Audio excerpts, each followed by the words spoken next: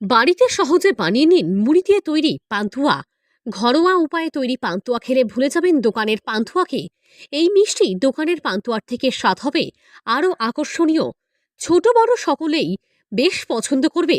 আর মিষ্টিপ্রিয় মানুষের কাছে তো আরও বেশি আকর্ষণীয় হবে এই ঘরোয়া পান্তুয়া।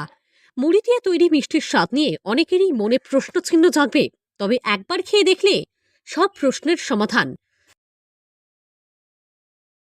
বাঙালির শেষ পাতে তো মিষ্টি লাগেই।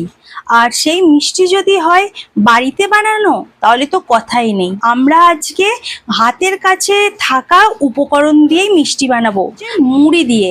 মিষ্টিতে মুড়ি শুনতে যতটা খারাপ লাগছে, আপনারা খেয়ে দেখবেন এর স্বাদ কতটা সুন্দর হতে পারে। এর গন্ধটাও খুবই সুন্দর হবে।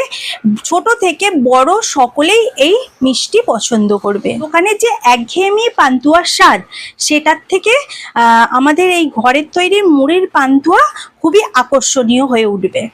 সহজ নিয়ম এবং অল্প উপকরণে তৈরি হলেও এই মিষ্টিতে অসাধারণ স্বাদ পাওয়া যায়। তাই এই মিষ্টি একবার খেলে বারবার খেতে ইচ্ছা করবে। উপকরণ: এই পান্তুয়া তৈরিতে মূল উপকরণ মুড়ি। মুড়ি এই মিষ্টির মধ্যে আকর্ষণীয় স্বাদ আনে। প্রথমে পরিমাণ মতো মুড়ি নিয়ে সেগুলোকে মিহি করে গুঁড়িয়ে নিতে হবে। প্রথমে 1 কাপ মুড়ি গুঁড়ো, তার সঙ্গে 4 চামচ গুঁড়ো দুধ, 4 চামচ ময়দা, হাফ চামচ বেকিং পাউডার। শুকনো অবস্থায় এগুলো ভালো করে মিশিয়ে নিন। এবার গরম করে ঠান্ডা করে নেওয়া দুধ মিশিয়ে ডো বানিয়ে নিতে হবে।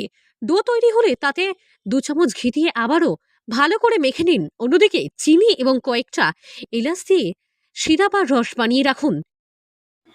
এটা বানাতে আমরা প্রধান উপকরণ হিসাবে নেব মুড়ি দিয়ে ভালো করে শুকনো মিশিয়ে নেব। তারপর তাতে লিকুইড দুধ দিয়ে ভালো করে মেখে সেটাকে ডো বানিয়ে নেব।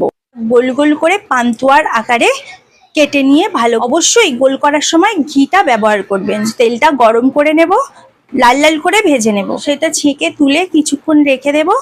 আর আমরা এখানে রস বানিয়ে নিয়েছি চিনি দিয়ে, তাতে একটু এলাচ দিয়ে সেটাকে ভালো করে ফুটিয়ে নেব। সেই অল্প গরম রসে আমরা ভেজে রাখা পান্তুয়াগুলো দিয়ে দেব। 2 থেকে 3 ঘন্টা পর আমরা পরিবেশন করতে পারি। এবার ডো থেকে ছোট ছোট করে গুচি কেটে 2 হাতের তালুতে নিয়ে গোল করে মিষ্টির আকারে বানিয়ে নিন। অল্প আছে পাত্রে তেল দিন, আর সঙ্গে 2 চামচ ঘি দিয়ে মিষ্টি লাল লাল করে ভেজে নিন। এরপর তেল ঝেড়ে কয়েক মিনিট পর অল্প গরম থাকতে রসে ছেড়ে দিন। 2 থেকে 3 ঘন্টা পর পরিবেশন করুন সুস্বাদু এই পান্তুয়া।